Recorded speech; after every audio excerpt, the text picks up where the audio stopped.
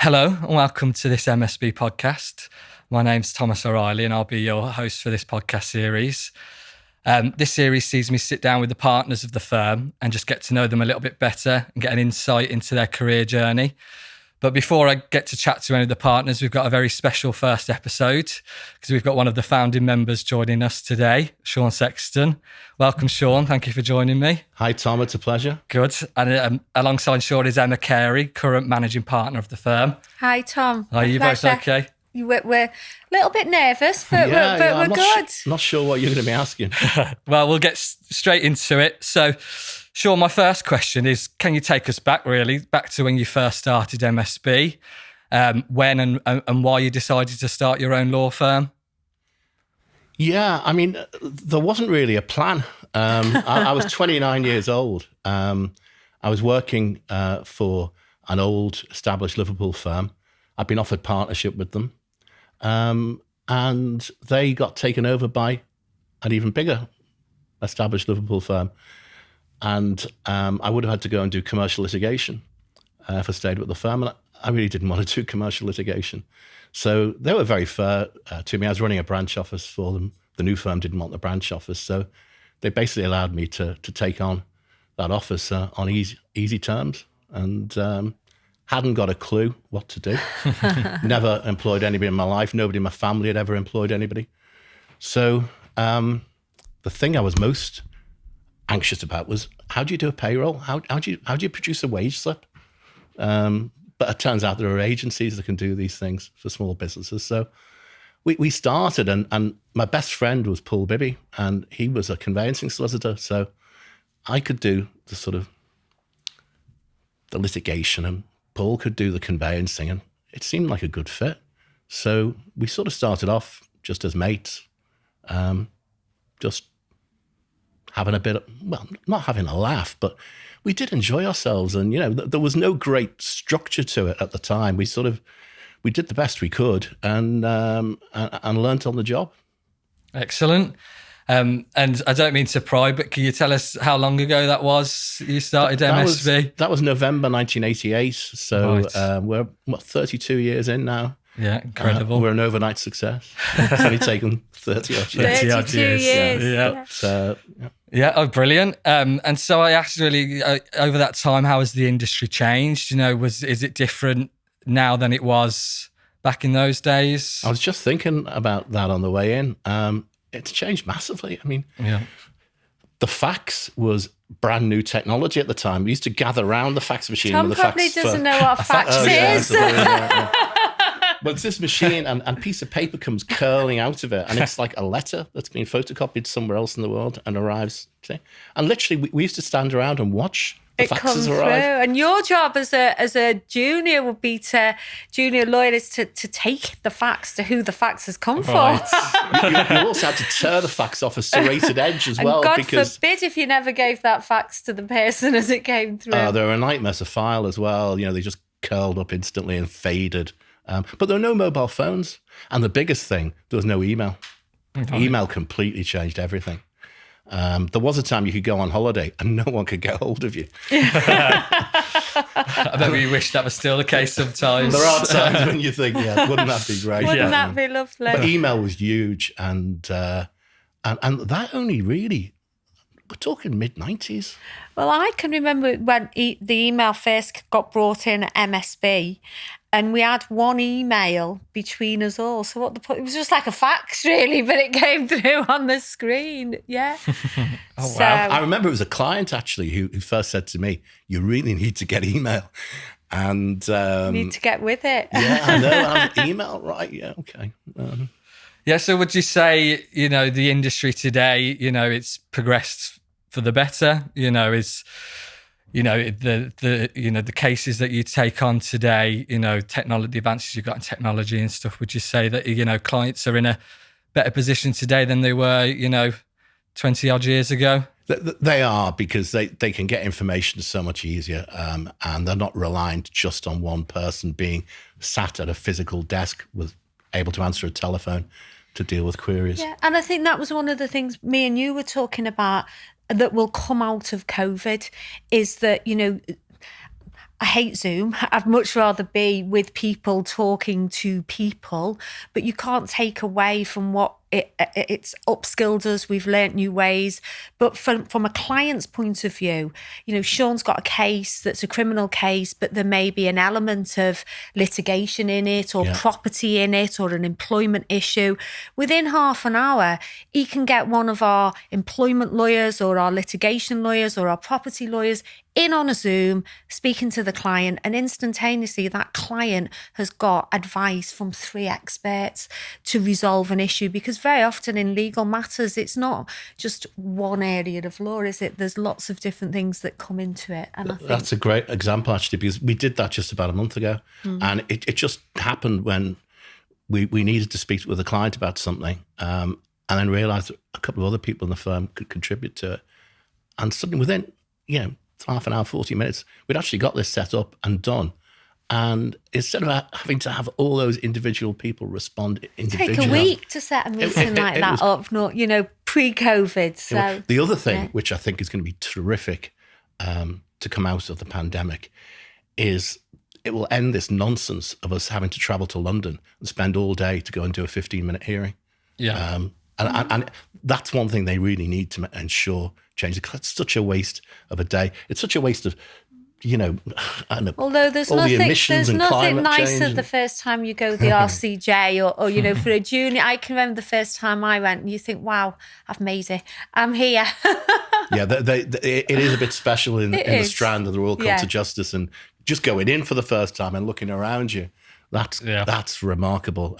And then if you ever walk out and you've won and the press are there, that's something else. No better feeling. They're not actually for you, but you can pretend, can't you? You can. Well, they've been there for you on many times. So that was wrong of me to say that. Yeah. No, brilliant. So Sean, you're obviously an amazing lawyer. You've had a distinguished career. So I ask you, what is any obstacles that you've had to overcome in your career? And any advice you'd give to lawyers just starting out on their career path? I think the biggest obstacle was to actually get a training contract as a solicitor. In my case, it was around 1980, 81. It was the worst days of the Thatcher, Geoffrey Howe recession. Getting a training contract was almost impossible. And I remember actually being invited for an interview to a large Liverpool firm, and they'd invited 12 potential trainees there, and they interviewed all 12 of us, and they sent us off to a communal room, and then they called 2 of us back in and said, right, we're going to offer you a training contract, and being absolutely elated about it, thinking this will make my mum and dad had been worried about would I ever get a thing. And I said, that's great. So there's just one thing. He said, we can't afford to pay you the recommended minimum salary. I said, oh, right. The recommended minimum was £2,200 a year. This is in 1981. So I said, well, how much will you pay me? And they said, $1,000 a year. And I said, well, can I think about it? And they went, well, there's 10 people out there who'll take this job. I actually did ask, I phoned my mother. I just said, look, Mum, they've offered me 1,000, but, it's not right. And I know she was desperate for me to take the job, but fair play to her. She just said, no, if you don't feel right about it. And I said, no. And I'll never forget who that firm were. Are you naming and shaming? And the way they treated potential trainees. And that's been one of the things I've been most pleased about with MSB. And one of the first things Emma did when, possibly even before you became a partner in the firm, you were responsible for our trainee solicitors. And that's been wonderful. I mean, I don't know how many we have now, and how many we've retained and how many we've brought through over the years. But that's probably the proudest thing, I think. We've got all those people we've trained. Yeah, that's brilliant. And I was Sean's trainee, Sean and Paul's trainee. So exactly the same. I really struggled to get a training contract, and Sean and Paul offered me a training contract, and you were just absolutely over the moon, and the best training any junior lawyer could ever have. Paul used to think everything I did was amazing, and I could do the worst thing ever, and he'd go, "Oh my God, that's amazing." And Sean was more of a taskmaster in that he'd say, I don't remember that. I don't remember. Maybe you need to think like again. Doesn't quite make legal sense. There's no legal argument in that.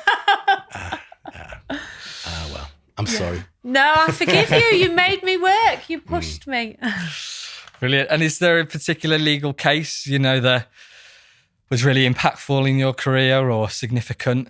There've been a few. I mean, I remember desperately trying to think of an argument in a case which seemed hopeless back in the early 90s, and actually came up with a concept, a technical defence, and we won in the magistrates' court. So the prosecution appealed, and then we went down to the Royal Court of Justice in the Strand in London, and we won down there as well.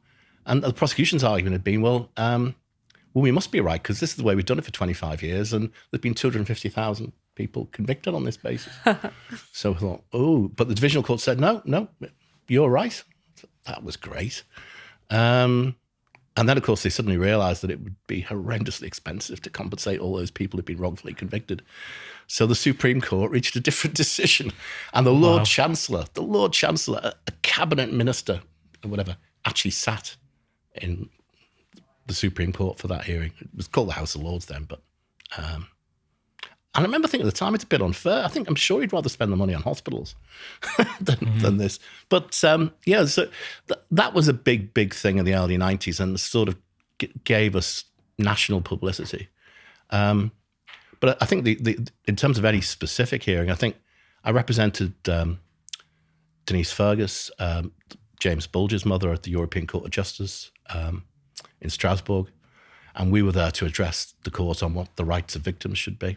And I made 2 suggestions, and both of them actually subsequently were enacted. One was victim impact statements, which came in following that.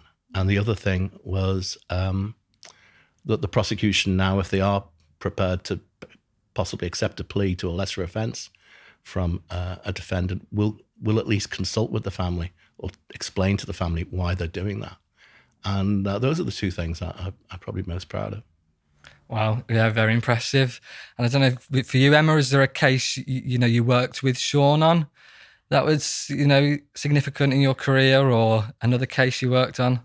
I'm just thinking of the one criminal case I did for Sean. The confidence he had in me. He sent me to them, and I didn't do a lot of crime. I did more family, but this day I was with Sean, and he sent me to the magistrates' court on a Monday morning. There was every criminal lawyer in the city in the magistrates' court, because what happens is that everyone who's arrested over the weekend, they get brought before the court, and it's a fix and plea or bail. So they ask for bail, or they plead and get dealt with there and then. So everyone who's been arrested, they've got all their lawyers come down to the court to represent them.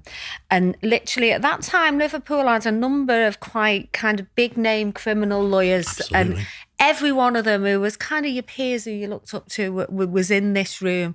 So Sean sends me down to represent the client, and he wrote me a 4-page thing that I had to read out. So the likes of Brodie, Makin, Linskill were all there, and their client comes up and they says, how do they plead? And they'd go, guilty or not guilty, bail. Next, I gets called, stands up.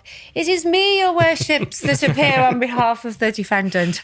And on behalf of him, I would just like to say, and you could hear them all going, oh, where'd they get it from? Bloody hell, if he doesn't send it in again. So that's my only experience. Well, I did to Paul Bibby as well. Okay. I sent him down there once because I wasn't available, and it's to do a sentence. And Paul, again, was a conveyancer rather than a criminal lawyer. And he actually, in his address to the magistrates, resorted to Shakespeare. He said, the quality of mercy is not strained. It floweth well. The gentle dew from heaven, or whatever. And he actually got the client bail. Okay. So, yeah. One bail application, one win. Yeah. Wow. Well, obviously in crime, you're faced with a lot of serious issues and with family as well. So have you got any advice or how you cope with those and face those difficult cases? The most important thing is to act with integrity, because, if you are a young lawyer, it's very easy for some clients to actually ask you to do something you're uncomfortable with. And that's the one thing you've just got to put your foot down on and say, no, I'm not doing it. I don't care if you sack me. I'm just not going to do it, because if you don't start like that and go on like that, then really you're going to have some problems later in your career. So always do the right thing. And the other thing is, when you get a phone call and it's from a client and they're a difficult client and nothing's actually happened on the case, it's not your fault, but nothing's happened. And the temptation to just say to switchboard, look, just tell them I'll call them back later. No, you've actually got to grasp the nettle, take the call, just say, look, actually nothing's happened, but we are chasing this or whatever, and we'll get back to you. Because it's not taking the phone call that really, really annoys the clients. They can accept, as long as you're honest with them, that there's been no developments. But you've really, really got to take the call. Otherwise, you just store up problems, not just for yourself, but for the rest of the firm too. Yep. Yeah, I think that was something that was drummed into me as a trainee. You take every call and do not leave the office until you've phoned every single person back. And it's something that I've took with me throughout my entire career. I think, from a family point of view, you're often dealing with very emotional cases. And lots of people say, oh, I couldn't do that. Or how do you cope with that?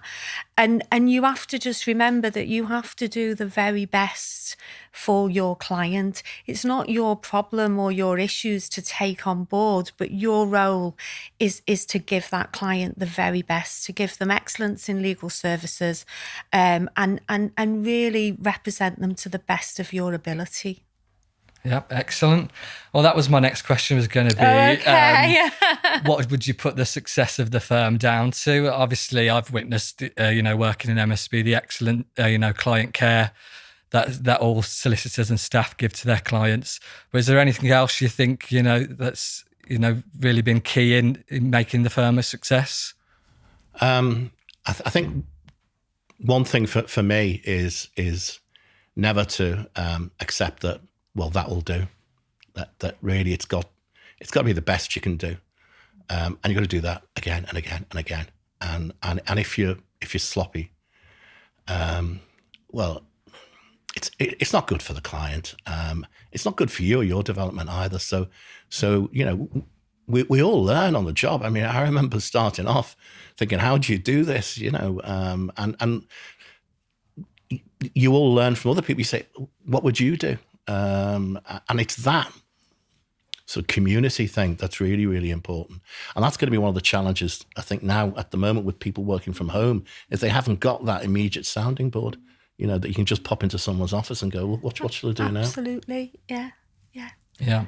And do you think coming out of lockdown, the industry will change now? You'll see, significant changes. I know you mentioned earlier hearings and stuff taking place remotely. Is there any other, elements that the industry you think will change? I think we'll have to wait and see. I think nothing will ever be the same again, but how it will differ, we don't know. But and I think different firms will deal with it differently, and it'll be interesting to see how it pans out and what is the best way. But that's Emma's problem. That's my problem, yeah.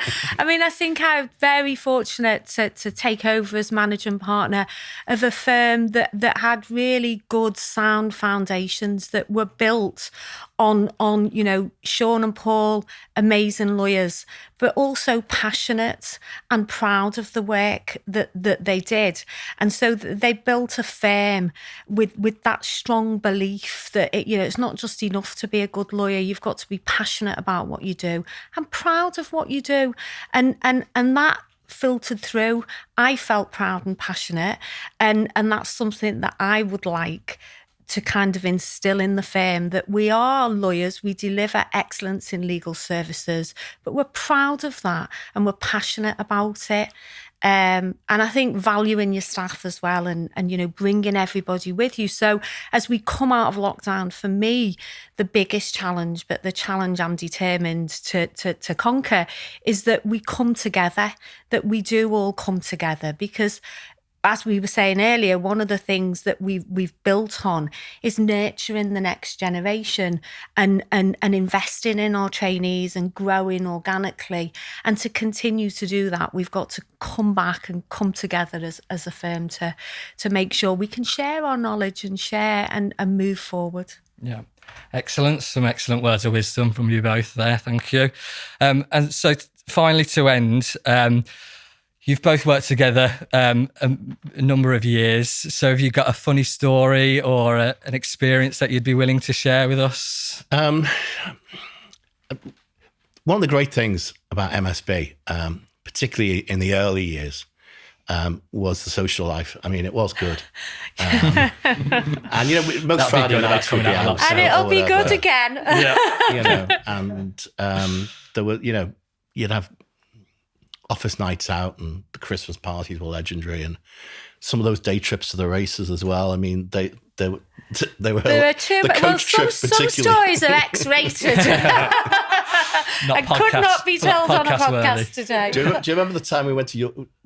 Well, it was in the days when we could get the entire firm on a 49-seater bus. Right. And we got on one. So we're literally all of us are on this bus to York. Went to the race, had a great day at the races, lovely weather. And I think we had a couple of spare places, on the coach. And as we were coming out of the race course, as we were walking back to our coach, we got talking to this elderly couple who were from Liverpool. And was it Paul Bibby? Paul said, "Where are you going?" And they said, "Into town." And he said, "Oh, get on our bus. Get on our bus with us." That's we're going, yeah. And of course, so we head off back to Liverpool. And we were somewhere near Leeds when they said, "Well, no, we want to go to York City Centre." Using you as a taxi. We were staying in York. Brilliant. But I remember my secretary actually fixing her wedding day for the day of the Christmas party. And so the Christmas party became her wedding reception. And that was a great do. And actually, it was such a great do that her new husband got arrested that night. Oh, wow. And spent Christmas Eve in custody. But yeah, I mean, it was different times. Yeah. It sounds like MSB really know how to, celebrate. And by the way, he got arrested for having an argument with his new wife. And then we did the divorce. Yeah, I think they lived happily ever after. Yeah. I like to think so. Yeah, they made friends. Well, on that note, I'd like to say thank you very much for both joining me today on this podcast. It's been a privilege to speak to you both in this manner. I know I've learned a lot, and it's been some excellent words of wisdom from you both. So yeah, I'd like to say thank you for taking the time out to come and join me. Thanks, Tom. That was great. Yeah, thanks, Brilliant. Tom. Thank you. Thank you.